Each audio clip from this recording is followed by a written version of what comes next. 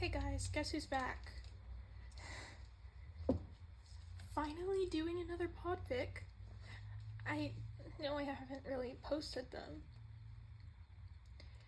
I know up to this one, I've only done my own fics. And that's because I haven't still to this point, no one has gotten back to me. But basically I was reading a fic, and I noticed it was by an orphan account. And I was curious what that meant because I've seen that a lot. But certain things are way too close to post date for that to actually be all by one person. I searched it up. It's if it's under orphan account, that means it's owned by AO3. So the person removed their rights from it. They chose not to delete it, but they removed themselves from it. So it's not owned by anyone, and anyone can read it or post it. So that's what I'm doing. Usually these are not updated though. This one is only one chapter, and the name of the chapter is Prologue. I have not read it yet because one thing I noticed when people read their podfics is I would always cut out if I needed to breathe or whatever, and I just pause it, calm down, take a breath, and then continue. But I've noticed that people just go back and edit those out, but it's the first time they've read it, and at the end they say what they think of it, and I thought that'd be fun. Honestly, the bad part about it being your own fic is not only do I get real much anxiety about it, and when I read something I'm like, that's not right, or I skip over something without thinking. And I know I haven't done that for the other ones I've posted because I was like, this is my first time. I want it to be perfect. But, I've noticed even the more professional people aren't completely perfect. So, let's just get on with this. So the fic is called The Gang Reversing Time for a Better Future. Summary. The gang consists of the survivors for the Nomu apocalypse, caused by All For One putting a zombie quirk into a Nomu. It doesn't matter who you are, what you are. Your quirk doesn't matter. Just survive. Then Monoma died, and now the gang's reversing time for a better future. Chapter 1, Prologue. Monoma was crying in his ex-teacher's arms. Nightmares of his best friend and sister figure, Kendo, had plagued his dreams. She had only died a week ago, and out of everyone in the group, Monoma was struggling with her death the most. Hazashi, aka Present Mike, patted Monoma's head as he sobbed into his shoulder. Hazashi knew the most about losing someone. He had lost his husband, Aizawa, aka Eraserhead, to suicide. What happened was that Aizawa had been bitten by a Nilbu and was about to turn, and shooting himself was the only thing he could do in order to not become a Nomu and kill everyone. Nightmares of Aizawa shooting himself plagued Hazashi's dreams, as well as everyone else's when they were actually sleeping. Izuku draped the two hugging blondes with a torn-up jacket he had found at a nearby store. Him and May had run toward hardware stores, attempting to find materials to strengthen the safe zone they had. The genius duo hadn't gotten a lot of tools, but they had fetched a lot of food that was being cooked by Dobby, aka Toya, in the makeshift kitchen. Speaking of Dobby, it didn't really matter what your role was in society anymore. Villain, hero, civilian, vigilante, who cares? The main goal in life now was to survive. Quirks didn't matter, as long as you could contribute to the group you were a part of. If you went individual, you would die. Gnomos would usually travel in groups. Hey, you two. We scouted around and we found a line of untouched stores. We're going on a supply run today, Izuku said, hugging Monoma, who had lunged at him. Sorry for leaving you, Nito. I know how much you hate us going out and how you hate supply runs after Kendo. But I've got some candy for you. Nito let go of Izuku, wiping his tears and giving him a sly smile as he hugged for the bag of candy Izuku had. Izuku yelped, and the two teenagers started an all-out brawl. Hazashi watched in amusement and got an idea. Class B versus Class A. Who will prevail in the battle for candy? Hazashi narrated the fight. Whoa! Look at that uppercut on Izuku. That's painful. Hazashi, I would appreciate some help. Ow! Izuku yelled, the candy bag getting knocked out of his grip. Class B prevails, bitch, Monoma declared, holding up the candy bag out of Izuku's reach. You're too short to get the candy now, Nito teased, pushing Izuku down with one hand while the other hand held the candy bag high up in the air. Izuku protested as he struggled against Monoma's hand. Dobby walked in as Izuku used his training to swing over Monoma's arm, like people would do with gymnastics beams, and grabbed the candy bag. Dobby smiled fondly as they play-fighted, reminded of his siblings when they were younger. Shoto had passed a few months ago, and he hadn't got his siblings out of his head since. Hey, you brats, food's ready. Eat the candy after. Hazashi, I'm going to need your help for getting Mei to stop inventing and actually eat, Dobby said, taking the bag and holding it out of their reach. Izuku's face lit up, and he sprung and ran into the kitchen. After eating, Izuku and Mei started planning the supply run. So there's a line of stores a few blocks away.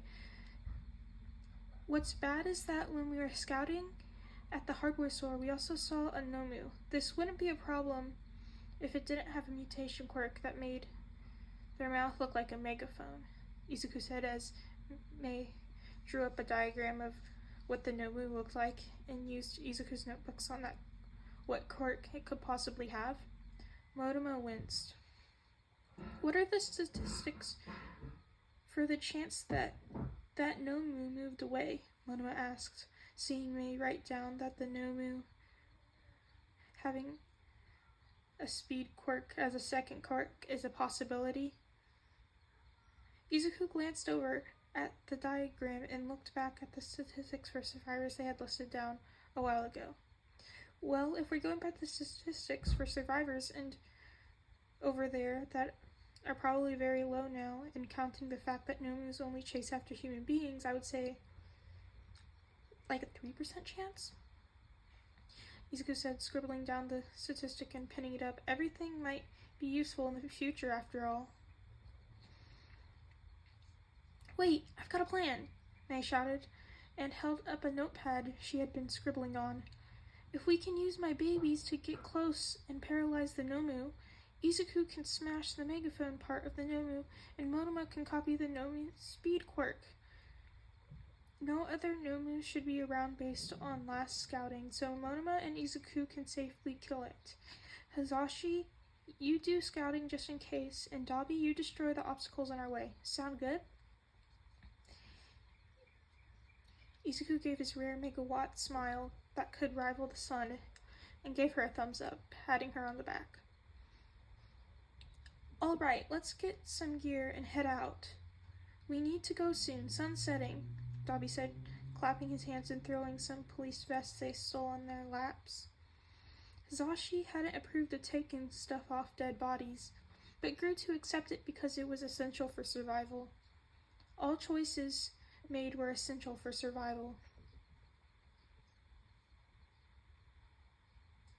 The gang headed out, and sure enough, after Dobby busted through some remains of a wall, the Nomu was there. They instated the plan for the Nomu on May's usual signal sign. Language for useless because the gang in the beginning was useless to help their loved ones. And as soon as Hisashi started climbing up a fire escape to scout, and one of May's inventions that looked like a spider paralyzed the Nomu, Izuku got a crowbar out and hit its jaw, breaking the megaphone part of the Nomu. In that same moment, Monoma ran up and copied all of the Nomu's quirks and used the speed one to immediately get back. Izuku, no! Then everything went so wrong. The Nomu snapped out of its paralysis and scratched Izuku's left eye before he could back away. He managed to grit his teeth and not let out a scream, but another Nomu rounded the corner, hearing the commotion. Izuku managed to fend off the Nomu that had scratched his eye, but he got outnumbered and retreated far back to heal himself. Hisashi managed to get on the roof for scouting and was about to run away and lead the Nomus to him with his quirk so Izuku could take the time to patch himself up, but there was a flying Nomu on the roof and Hisashi was knocked down. Hisashi! Due to his old hero training, Hisashi landed on his feet and protected himself from fatal injuries from falling off the building, but you could hear his bone crack. Hisashi stress activated his quirk in pain and yelled out a loud "fuck," attracting all Nomu 50 feet away. Izuku dragged Hisashi over to where he was and clapped. I'm sorry for that sudden interruption. I was recording in the garage and my sister came in and, without even looking at me, opened the garage door. I am in a different area now. Inside. It's still an issue to record because I don't have the truck to record in. We have a different car, but it's currently being used.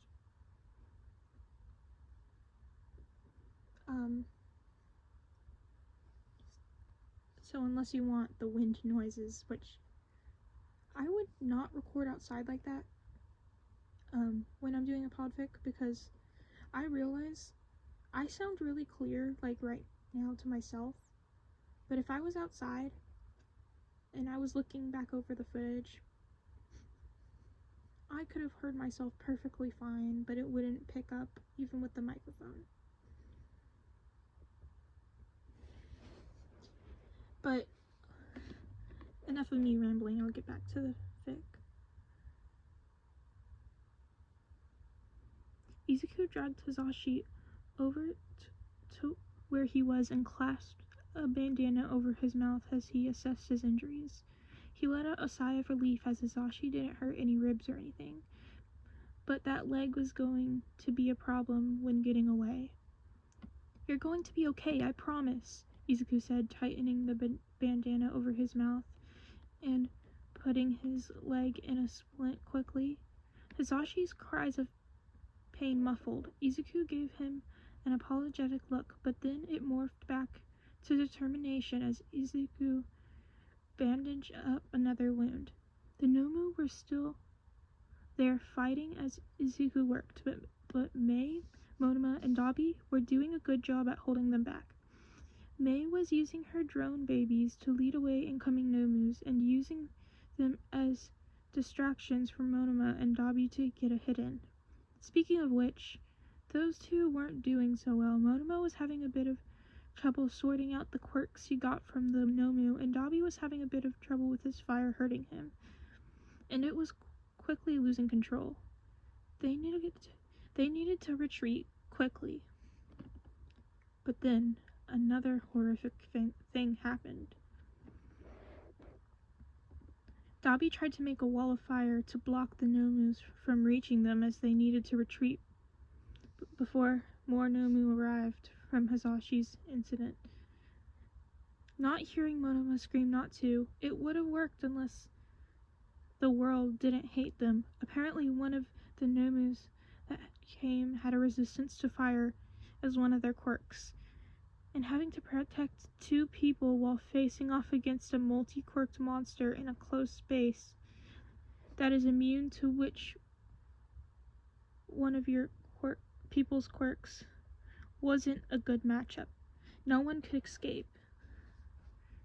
Monoma attempted to jump through the flames using the speed quirk he had picked up, but the Nomu hit him out of the sky.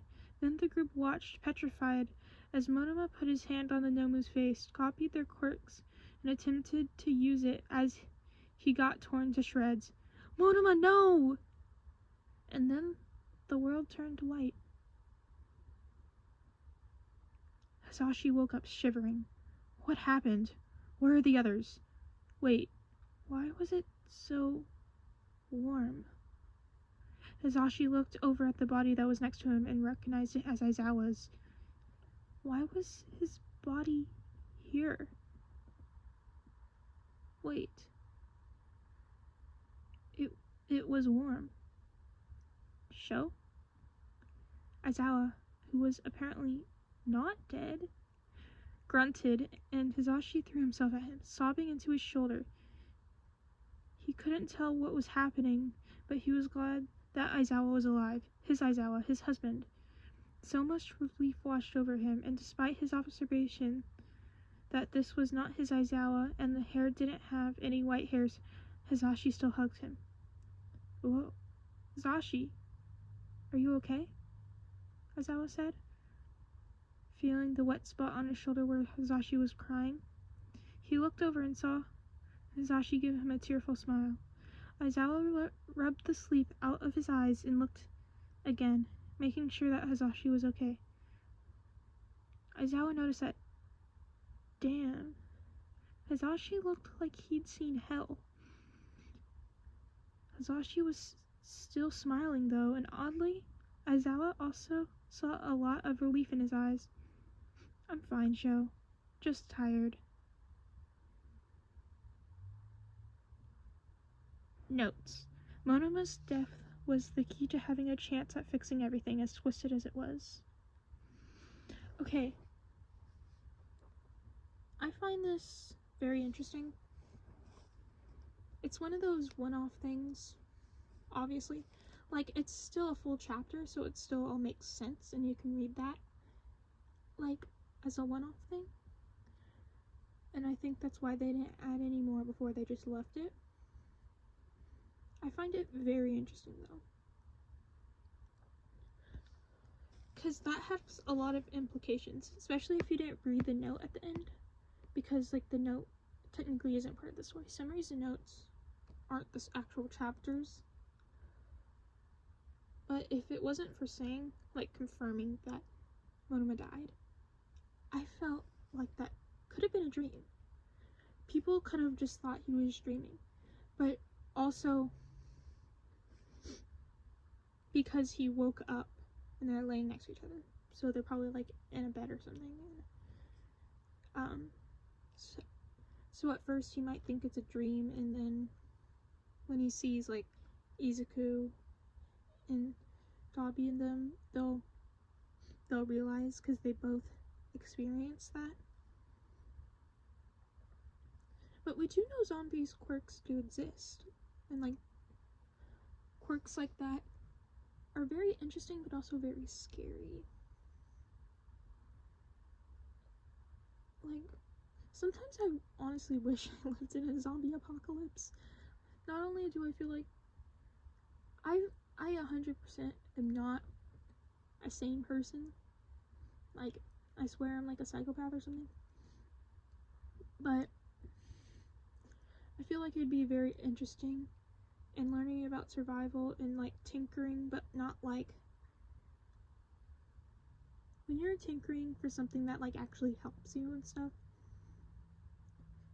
it's different when you don't get a grade on it and stuff. Do you ever just, like, You know how like little kids have fantasies about like running away and stuff? I don't know, I played too much Minecraft as a kid, so I was like, I can do this. I don't want school. I can give up electronics if I just be free like that. Not being tied down would be so nice, guys.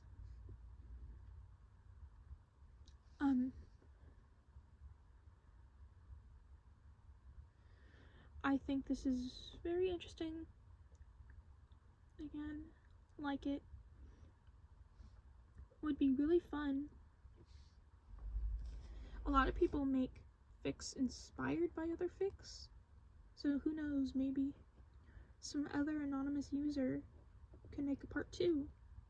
Because it's not owned really anymore. Like I said, I actually searched up what it meant. And it means they relinquish ownership. They just are like, nope, I'm deleting this from my portfolio, but I'm not deleting it from the website, so people can still read it, but it's not tied back to me. And a lot of that is like for harassment and stuff, because I've seen like there's some things that are just not finished like this, but then there was also like smut and stuff, which again, depending on the smut, I will read it, but that's not something I'm going to read on my channel. Because when I post my videos, I say it's not made for kids, but I don't restrict it from having, like, being able to be watched by kids, because let's be real, this isn't that bad. I just don't want it on YouTube Kids. YouTube Kids sucks. I remember when my little brother was forced to have it instead of real YouTube.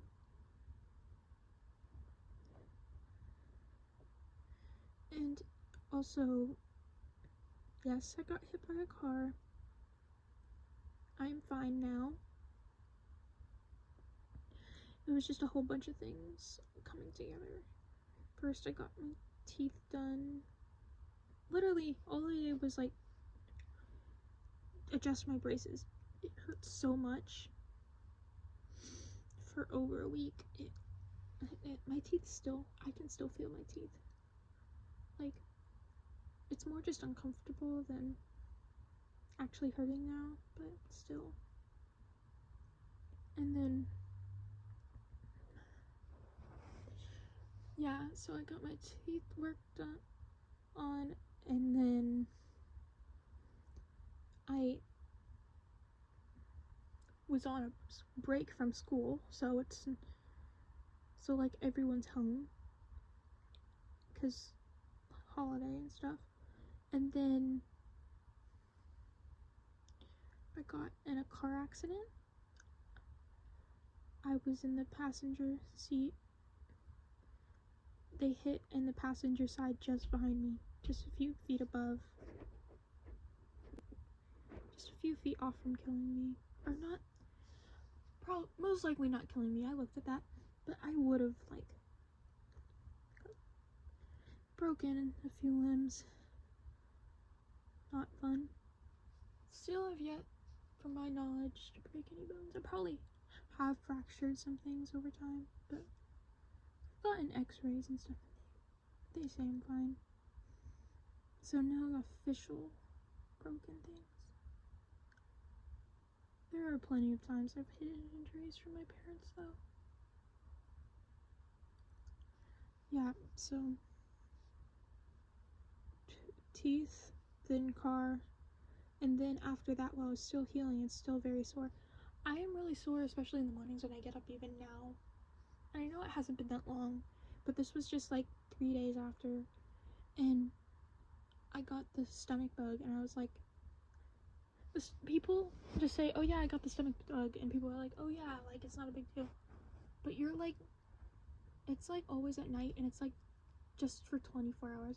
So, but it's like for 24 hours straight, you're just throwing up over a trash can.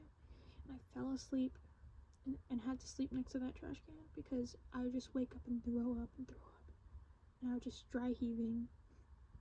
So I was just sleeping on the bathroom floor, and it hurt. I seriously, like, could not move very well afterwards. And also, just so you know, if it's kind of choppy, if there's random pauses, it's because I am in my brother's closet. He has a walk-in closet, and this is the only current way I can be recording.